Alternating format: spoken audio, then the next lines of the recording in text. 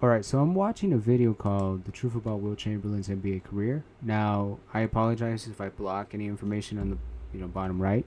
I'm waiting for my green screen. But that being said, make sure you like and subscribe. This is my first video reacting with Facecam, so I hope you guys enjoy this. If you also have your own opinions, leave them down below. I would really appreciate that. But anyways, let's just watch the video. I'll try not to interrupt as much, and I'll just share some very useful information. So let's just enjoy. Let's just see. And if you guys have any videos you want me to react to, leave them down below. They can be basketball related. They could really be about anything. So yeah, I'm excited. Just make sure you leave them down below though. For my next five, I have KG at 20, Dirk at 19, Moses Malone at 18, Oscar Robertson at 17. That's and Wilt very low. Chamberlain at 16. That's insanely low. Dude, that's crazy to me. My goodness. Listen, I don't think he's hating. I think he might just be ignorant, to be honest with you. Let's have actual basketball All right. conversation. Let's Yes. talk about how Wilt Chamberlain I want to see his reasoning because I think it's ridiculous. Who runs up and down No. the floor for, like for over 40 I'm about to pause minutes it, a man. game, just getting Bro, mad I because just started. he's I'm playing about to like pause two it. Come on, games. bro. And All right, come on, man. I gotta pause it right away. Whatever. By the way, Oscar Robertson is super low. That is ridiculous. I just want to point that out. But also, now I guess they did like a top 100 or something, top 50 or whatever. So I mean, it's kind of hard to come up with one, But the fact that he called him a stat merchant, Wilt Chamberlain, is just inaccurate. That's just not true. You do any research into Wilt Chamberlain's career, you'll find out very quickly that dude was not a stat merchant. When he put up stats, it's because he was impacting the game. He did not put up empty stats at all. Every bucket he scored, every rebound he got went towards winning and helping the team win. Also, he's not a stat patter, right? Which I think might be what he means by a stat merchant. But, I took it as a different thing. But if he means he's a stat patter, Wilt Chamberlain literally only averaged 50 points per game because the team asked him to do it. The reason he led the league in scoring for so many years is because the team asked him to do it. When he changed his game, it's because the team asked him to do it. When he went to the Lakers, he changed his game again because the team asked him to do it. He always did what the team asked him to do. That is not a stat pattern. That's a team player. But, go on. I'll let him continue because I think he's going to say some more wild things based on what it's going like now. And then we get to the playoffs, and That's true. there's only two guys. We do get to the playoffs after the season. In the 60s that are worth. Wilt Chamberlain, Bill Russell, which, by the way, him and Bill Russell. And the moment you those guys were worth a lot more than you somebody would else- expect. Also, there's a lot more guys in the 60s that were good. In Wilt's career alone, there was a total of 14 Hall of Fame elite centers, right? And I think like 3 of them are in the top 10.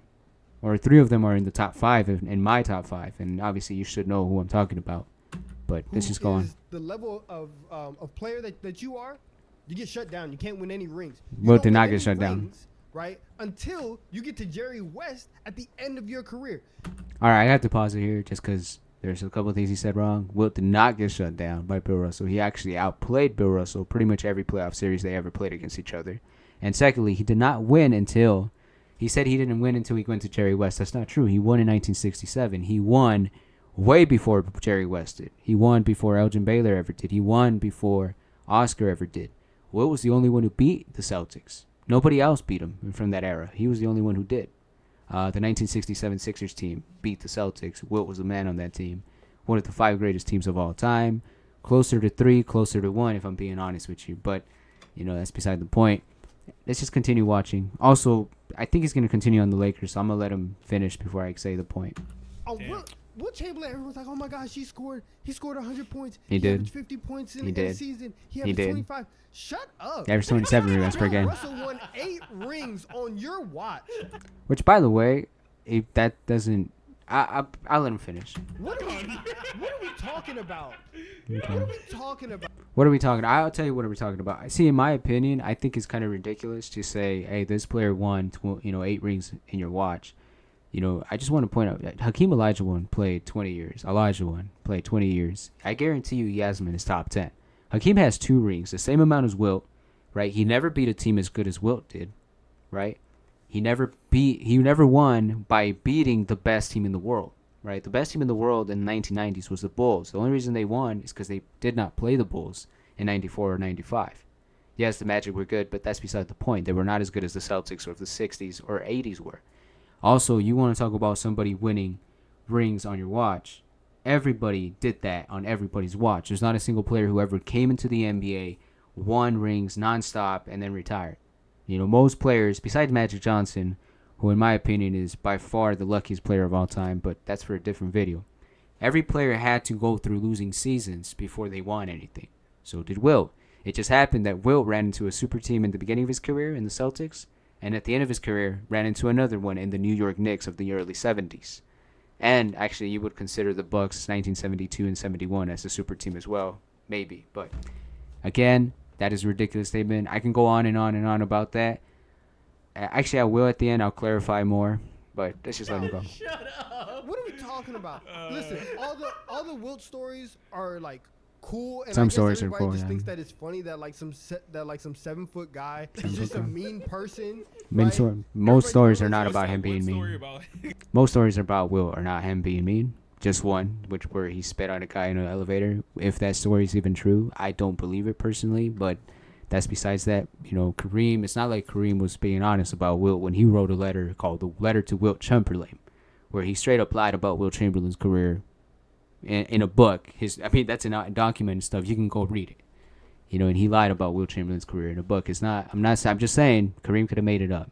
Now, if it's true, Wilt's a scumbag for that. Don't spit at people. They said, him being in an elevator. Yeah, there's a story about him and Kareem in an elevator, and Right, Kareem that's says the that Wilt story, Chamberlain. That's the guy only asked story, Wilt by the way. Chamberlain, how's the weather up there? And then Wilt Chamberlain spits on the guy and says it's raining. By the way, if we use stories, there's a lot of NBA players with horrible stories, especially in that top 10.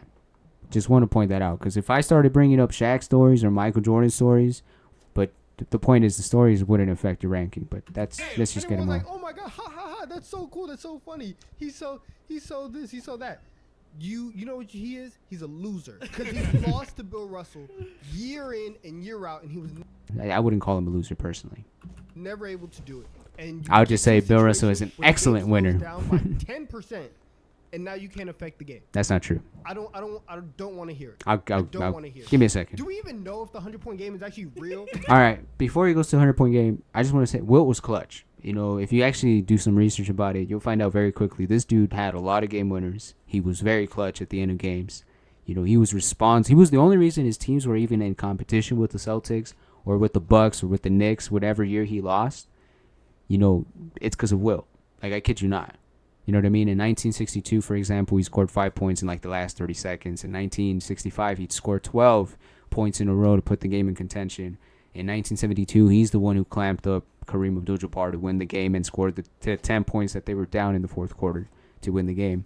So he was very clutch. So this idea, I don't know where they get it from, because like no evidence of it. Even the footage shows otherwise. But whatever. And I've heard it a lot too. Are we serious? For real, everything is documented. We have hieroglyphics from ancient Egypt, and That's still true. nobody knows where the film is. But that's true. I just want to point out the game is actually documented. There is a stat sheet that says this guy took this many shots. These guys took this shots. He made this many shots. He made this many free throws. He scored 100 points. So it is documented.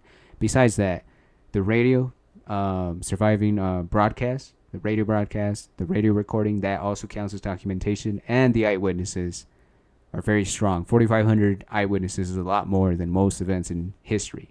How many eyewitnesses do the hieroglyphics have? Nothing. It's just documented. None of us ever saw it. Where's the film from that game? Man, I think I've already extended this video way too long. People know what happened 10 billion years ago. They know how the earth was created. They know what the Egyptians were talking about. No, people do not know what happened 10 billion years ago. You want to know why? Because they call it a theory. The reason they can't call it a scientific fact is because there is no observation of it. We can't observe it, which, in other words, there's no footage of it. So, yeah, it's not a factual thing. It's a theory, but it lacks footage. There's a reason I said that. I hope you paid attention. They were saying, even though that We've it's like, seen aliens. even though that I don't know, but I don't know why he's talking about aliens, but and nobody knows outside of a sheet of paper with crayon on it that says 100. By the way, that paper would not fall under evidence. That paper, that photo of him holding the 100-point sign wouldn't fall under footage or under evidence. because it was outside of the arena. There's nothing that it can tell us, right? Photos of the game where like the kids are holding his hand or like giving him high fives, that would count as evidence just because a kid could say, hey, that's me in that photo. Look, I have a photo proving it's me. I was at that game and it happened. Right? That's the only way it could count as evidence, or we would categorize it as evidence, but that's beside the point. I just smacked my hand. Obviously, the stats are amazing. He's a very I just don't know why he says it with so much anger and so much passion. You'd be the best in today's NBA. And apparently he just can't do anything. Average height of centers in the 60s, 6'10.5". He's wrong. I'm not giving him that respect. So yeah, that's why he's that low. Okay. Wow, you treat him like he's DeAndre Jordan. That's true. By the way, he is very upset. So I don't know what I mean, I guess he's just. I get it. You know, when I was ignorant about the 60s, it would make me upset when people would talk about them. Because in my mind, I thought I could have played in the NBA that era. But once I did research, I realized I couldn't. So, yeah. It's like, like the most random scratch. Bill Russell, man. He gets exposed every year. Bill Russell exposed most people. Yeah. Every year. He's one of the greatest defensive players of all time. Okay, Like, I will say, I'm 100% agreement that a lot of, I'll say young people, to be nice, I want to see where he's going with Wilt this. averaged 50, scored 100, and they're like, greatest player to ever live, pound for pound, go. I will say that does add to his case, but most young players don't look at Wilt like he's the greatest player ever. Most young kids actually look at him the way they do. I'm very young. I'm 21. So me even saying that Wilt is the best player ever, or one of the two best players ever, or a top 3 player ever, is very rare. But I happen to know more basketball history because I'm a nerd and I like learning about it. And when Kobe was around, it was just a lot of free time. So yeah. So we can't do this. We can't because they didn't track possessions back then. Yeah. But smarter people, I don't That's think true. the basketball has tracked They did not track mapped his possessions. Games out to what he would do per 75 possessions, which is about the average possessions in a game when you're not playing in 1962, running up another court like maniacs, chucking up terrible shots. All right, so he says something about thinking basketball. I just want to point it out because I used to be a nerd. Again, I said that before, and I have some ridiculous time wasted in stats. I found out very quickly that the estimates of the 60s on pace is not reliable. Now, I can tell you, I won't get too deep into it because it's going to take too long, but I might make a video about it. But I will say, I'll give you an example. If your stat or the way you would, calculate the way you estimate the pace is including, because offensive rebounds were included, you have to come up with the percentage number or give everybody the same number. That's a flaw because not every team would average the same amount of offensive rebounds, especially when certain teams have outliers like Wilt Chamberlain and Bill Russell who are going to average a lot of offensive rebounds, right? So it would, which by the way, that alone would explain why their pace was so much greater than everybody else's in that era. So just want to point that out. That is one of the flaws. Obviously, I can go into the rule changes. I can go into other points regarding the pace and how actually it's inaccurate. But even then, I would still stay away from that argument because there's major flaws with the pace argument. And I'm not going to get into it now. I'll probably, if he doesn't mention it, I'll talk about it at the end of the video. So let's just let him talk. He would be averaging it would be 35, 36 points per game, which is still great, but it's not otherworldly. But if you even things out for pace, I say otherworldly. Like a better scorer. I disagree about what he's talking about, but he's the best scorer ever. But not this otherworldly Greek. I'm gonna let him go just so I can. Bless our game. I can talk about it at the end. He's much more normal. Much more normal than you think. Well, I would say I agree. He's a regular human being that happened to be physically gifted. Some people were like, he's top 5. He's the most. He's number 2. He's number 1. He's top 1. In the top 10 conversation. Anybody who says that doesn't know basketball history. I'll say it. Anybody who says Wilt should not be in the top 10 does not know basketball history. I'll just say it like that. And if you disagree, prove me wrong. 10, just because You did? barely, but yeah, because he is still a great defensive player, great shot blocker, otherworldly. Second best athlete, defender is a ever. great scorer, Best shot blocker ever. dominated his era. Best athlete Bill Russell ever. Dominated more, so Bill Russell's higher. No, Wilt But dominated there's more. something to, if you are truly Bill the Russell dominant player Celtics. in The world Celtics dominated for in an the extended 60s, period though. of time, you should be you can't be if you had the argument for being the best player in the world for a prolonged period or at least a couple years, you're gonna be top 15. Yeah. That's a good point. Listen, he's cool on 2K though. Maybe top 10 really, because there's not that many players who had I that. play with him on 2K. He helps me win, but But if we're talking amongst the legitimate all-time greats, top 10, he's just not in the. I don't know where Jerry West is. He might have put Jerry West higher. I might actually go do research and find out where he put Jerry West, but I'll let him slide, and Kareem, but He's not in that that's beside the point. So, Wow. so yeah. There's a Just reason put I'm me saying on that. him. You just educated me. No, he didn't. No, he didn't, bro. I'm gonna tell you right now, he deceived you. Well, to be fair, he was deceived. He just spread it. I'll get to it. I hope you guys watch this video. I think that would be great. Educated. Okay, our producer Nikhil just pulled up some stats. Wilt Chamberlain's career numbers per 75 possessions. Per per 75. 75 possessions: 20 points, 15 rebounds, and 3 assists, which plus 9.9 effective field goal percentage means, compared to the league average, he's this much better than league average. Which is good. Yeah, That's yeah, great. plus 10. That is great, man. Effective field goal percentage over league average is incredible. That is Best of all insane. time, so that's why I think he's top 10. But only That plus effective 5.5 field goal relative percentage shooting is kind of percentage, insane. which is very normal. Which means he wasn't a good free throw shooter. +5 is not very normal. Still much better than the league average. But the reason it's not as impressive as 9 is because he was a bad free throw shooter, which I can't disagree. That dude sucked at free throws. But even then, I would still rank him number 1 without the free throws. So he was more efficient than average, but most all-time grades are about +5 or +6 relative to shooting Oh, percentage. okay, I give him that. Then you look at her. Now, I would never put Jokic anywhere near Wilt's list. Now, I know they would probably just say, oh, Wilt's so much better defensively, which is true. But even offensively, there's a lot of hype for Jokic, and I agree he's insane. I'm not going to make a video about it because people are just going to hate, because most people don't like to listen. They just like to be upset about random things.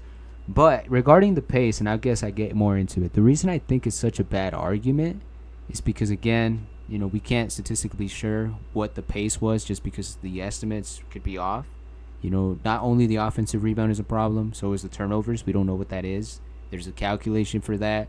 The free throw attempts, there's a problem with that as well that affects the pace result. And let me skip ahead just because I feel bad for his. There's a much better image.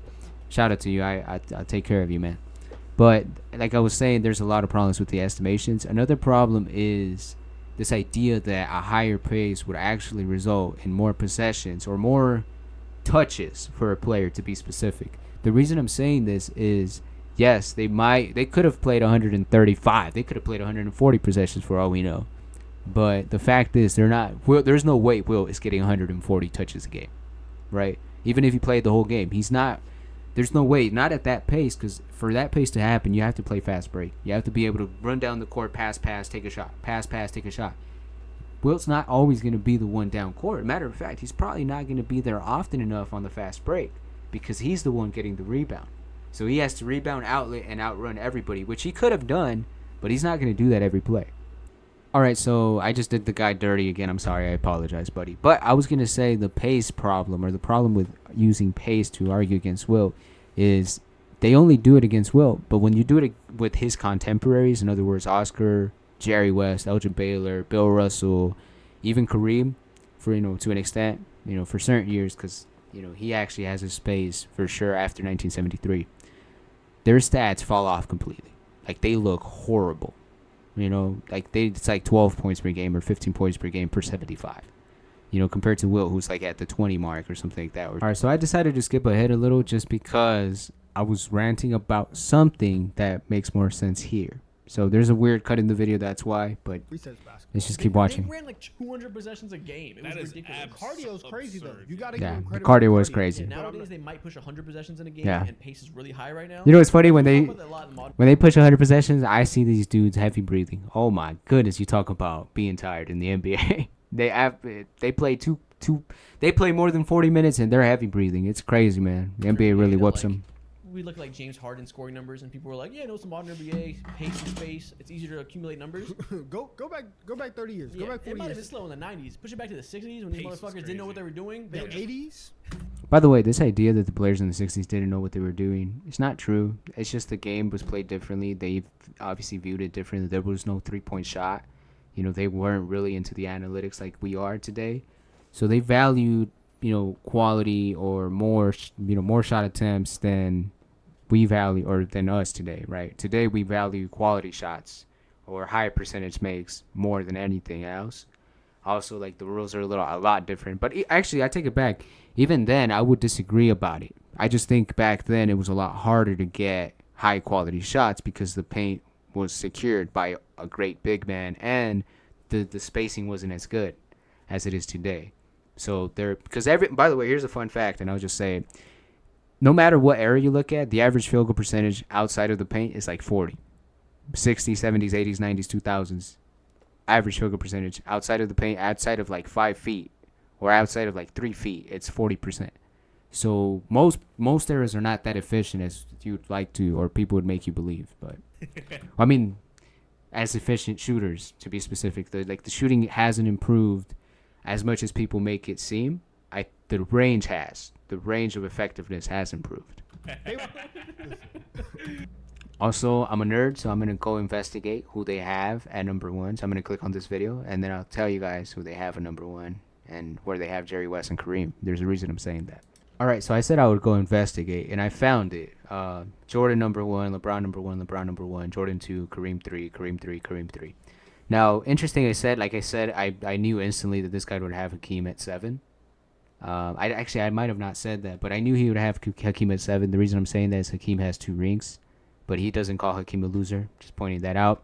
Another thing, Isaiah Thomas has 2 rings, but he doesn't call him a loser. Durant has 2 rings, but is not called a loser, even though he joined a team that was already the best team in the world.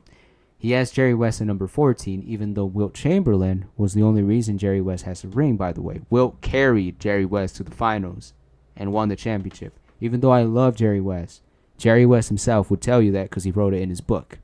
He literally said it in his book. But that's beside the point.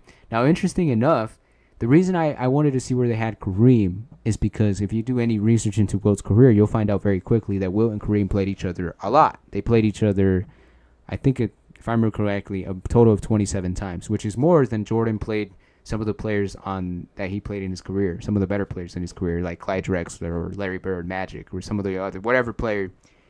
Wilt played Kareem more often than other star players played each other in different eras. The reason this is important is because in the playoffs, when it came down to the clutch, Wilt outplayed Kareem back-to-back years. They played pretty evenly in 71, but in 72, Wilt completely outplayed him, outmatched him. You know, so if Kareem is number 3 and the guy you have at number 16 is whooping his ass in the playoffs, how do you argue with that? And I love Kareem. Kareem is number 4 to me, right? I think Kareem, actually, sometimes I put him at number 3 if I want to make LeBron James fans upset. But he's number 4 to me, and I just don't see how you make that case. Like I said, I just don't think that these guys know enough basketball history or enough. Well, I take it back. I don't think they know enough about Wilt and Bill Russell and Jerry and Elgin and Oscar, those are the players of the 60s, to rank them. It's all right. For sure, the 60s. I just don't think they know enough about the 60s for them to be honest. Like, the way they're talking is just, you know, I disagree with them. That being said, I love you guys. You know, Jesus loves you. Make sure you like and subscribe. I would really appreciate it. I hope this video makes sense. You know, it's a little too long for my liking, but at least it's not 40 minutes. So thank you guys. God bless you. I hope you guys enjoyed. And subscribe for more content like this.